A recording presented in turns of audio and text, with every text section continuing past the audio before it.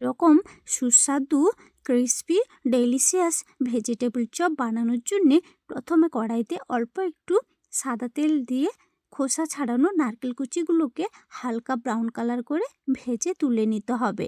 এরপর একই তেলে দুটো শুকনো লঙ্কা ও কালো জিরে ফোড়ন দিয়ে গ্রেটেড আদাটাকে একটু ভেজে নিয়ে দিয়ে দিতে হবে গ্রেট করে রাখা গাজর ও বিট। তার সঙ্গে দিয়ে দিতে হবে সেদ্ধ করে গ্রেট করে রাখা আলুটাকে। এরপর দিয়ে দিতে হবে পরিমাণ মতো লবণ, হলুদ, জিরে গুঁড়ো, ধনে গুঁড়ো, গরম মশলার গুঁড়ো ও লঙ্কার গুঁড়ো দিয়ে কিছুক্ষণ কষিয়ে নিয়ে দিয়ে দিতে হবে চিনি ও ভেজে রাখা নারকেল কুচি ও বেশ কিছুটা ভেজে আধ ভাঙা চিনেবাদামটাকে।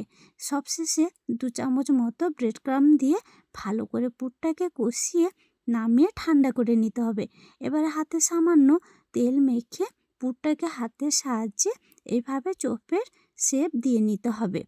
এরপর একটা বোলের মধ্যে 2 চামচ কর্নফ্লাওয়ার, সামান্য জল ও লবণ দিয়ে ভালো করে ফিটিয়ে নিতে হবে। এবারে সঙ্গে নিতে হবে কিছুটা ব্রেড ক্রাম্ব। প্রথমে চপগুলোকে ব্যাটারের মধ্যে ডুবিয়ে ব্রেড ক্রাম্বে কোট করে আবারও পুনরায় ব্যাটারে ডুবিয়ে ব্রেড ক্রাম্বে ডবল কোটিং করে গরম তেলে এভাবে গোল্ডেন কালার করে ভেজে তুলে নিলে দুর্দান্ত crispy delicious vegetable chop ready.